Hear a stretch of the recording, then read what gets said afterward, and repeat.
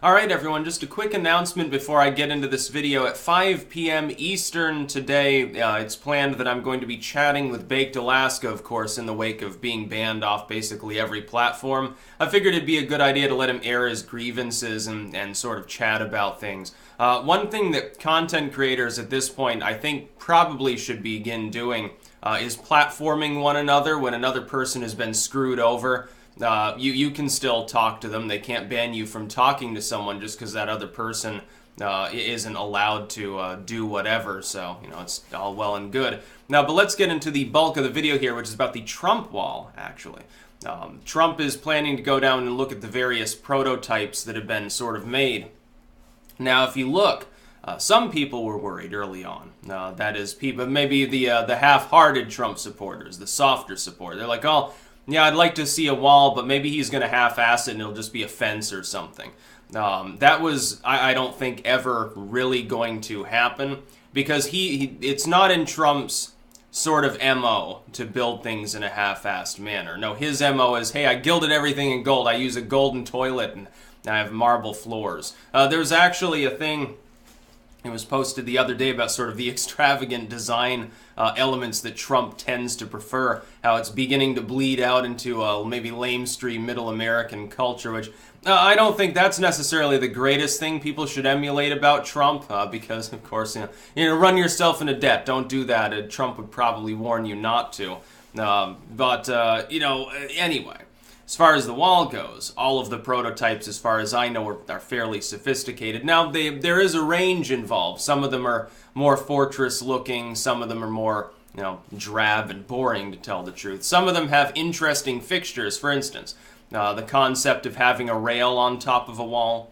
The concept of having advertising billboards. I, of course, would oppose that. By the way, did you know Vermont banned billboards? So actually, like businesses, if they're putting a sign out front, there are only certain dimensions and stuff that they can actually use.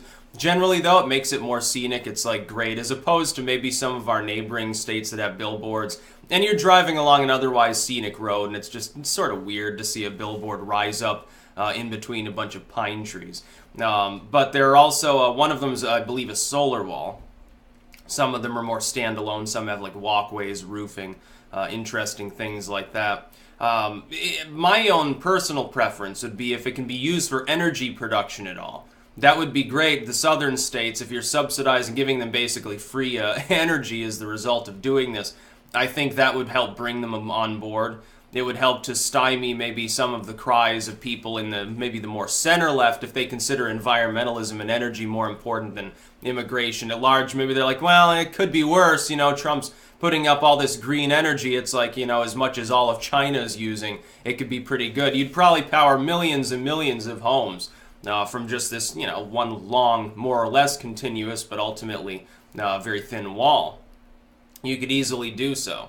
The main thing, though, is that the barrier is meant to keep things out that you don't want in the country, namely people who haven't filed the paperwork and are not actually legally entitled to be here at all. Now, this comes at the same time as the DACA problem for Trump regarding SCOTUS, but I don't see it as a problem, and I'm going to do a separate video on that and explain why.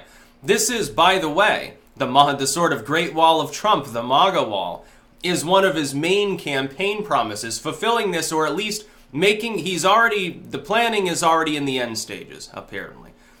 The basis of basic fundraising has already been obtained. He's already gotten the preliminary stage more or less out of the way in his first year in office. That's pretty good, and I would say not much more is required in his entire first term to really say, well, it's a campaign promise that I fulfilled. He never said that the wall would be instantly built. Like, oh yeah, day one, we're going to put up an enormous junk bay. It's going to look like a fallout wall, and we're just going to draft 100 million people to come take all their shit and pile it into a wall and like cement it together with Elmer's glue or something. He never said that that was going to happen. Although it would be interesting. It would be interesting to emulate Fallout, make a wall like that. That would be pretty cool. Yeah, I could go for that. It'd be cheaper probably too. You'd say, hey, you got this used store 10 years ago that you filled up. You don't want it? Okay, we'll just dump it at the border and we'll hire artists, modern artists to nail it together into art forms. That would be funny. But basically, it's a main campaign promise. For Trump, what were the big ones that he campaigned on?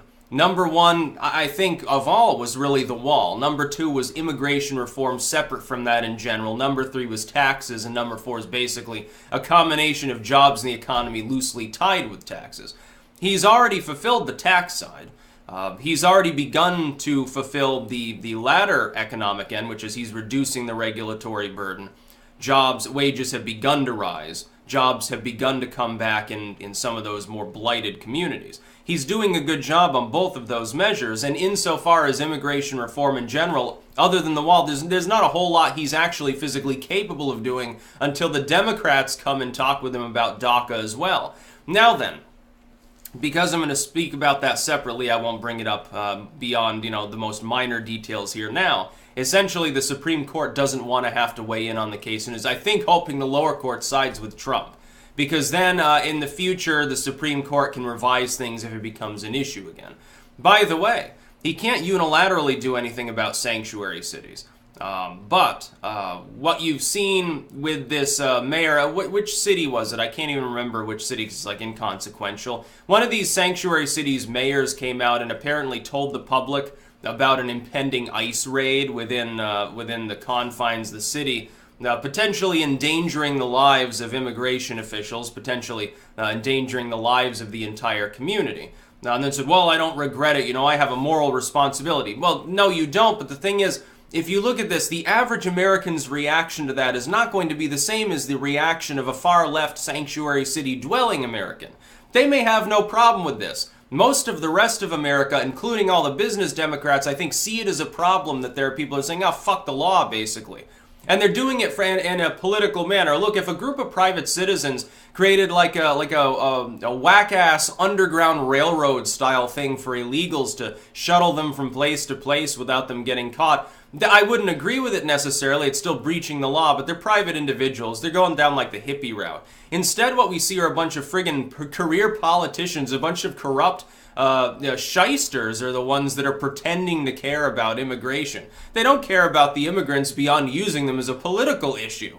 That's really, they don't care. If they cared about the immigrants, they certainly wouldn't come and say, oh yeah, there's going to be an ICE raid here. So instead of deportation, maybe someone gets ambushed. Maybe it turns into a riot.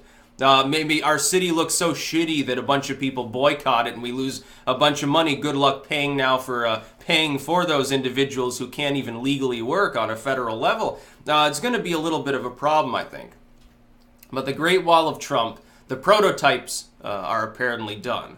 The first installation of funding to plan and design is already, he got that within, I think, the first few weeks he was in office, didn't he? It was certainly very, very early on. He'd barely taken the oath of office. He already got that. He'll continue to get more. The thing is, the Democrats, at a maximum, can maintain most of DACA. That is the maximum upper limit of what they're capable of achieving. In order to even come close to achieving that, they have to give Trump his wall funding. They probably have to give him a sanctuary city crackdown, although he may go the judicial route on that and totally circumvent them. Eventually, the Ninth Circuit and the Democrats in Congress are going to have to buckle down and deal with the fact that the president is no longer an open borders globalist aficionado. They're going to have to deal with that fact. They're not going to be able to stop him forever. Legal cases, eventually he uses the Supreme Court, just lays waste to his enemies. They're desperately trying to show restraint, and I support that, and not do so because then they could accidentally give future executive officials too much power, I think. I think that's what's in their minds. Keep in mind it's a conservative court that refused to hear the case. They want the lower court to, you take care of it. You give Trump his ability to do these things, to disembowel DACA and use it as leverage, basically. We don't want to have to touch the case because we don't want to set a future precedent at the highest level that becomes much harder to reverse, much harder to challenge. I think that's what they were thinking, and I agree with them. But the Trump wall is one of the most important. It's the most visible. It's the most visible and talked about campaign promise that he made. He's already passed the first hurdle, which is planning and prototyping. Now it's basically, oh, this is the kind of wall I want. Take it before Congress. The Republicans are already aboard. He either invokes the nuclear option, which may not be the best thing to do, or he potentially wines and dines just enough centrist Democrats, gets them on board to fund the rest of the wall. If he has to give them part of DACA to do that, nobody's really going to care. Okay, military veterans will get conditional residency. It's a small price to pay, I think, for permanently fixing the border problem. I think a lot of Republicans will see it that way. There are a few purists out there who say, no, Trump should get 100% of what he campaigned on and then some, deport everyone, and nobody else gets anything. That's not going to happen. It's not the way politics works. That's the land of utopian nonsense. It's the land of saying, well, it's pragmatic because of some ethnic reason, but it's not pragmatic. It would be destabilizing to attempt to do so, and you wouldn't get anywhere. It would not work. Indeed, that's not the way that negotiating works. Trump is the negotiating money president. That's basically what he is. He's almost a reverse Jimmy Carter in that sense, despite the fact that he has some of the same problems as far as public image goes. Mainly, he doesn't get along well with the media, so they constantly defame him. But he gets his wall, I predict. I think he gets his wall at the very least, and that is an important step in securing our border. And he's already gotten the ICE agents and the increased spending and stuff. Now, you can say what you will about those things. That's about all.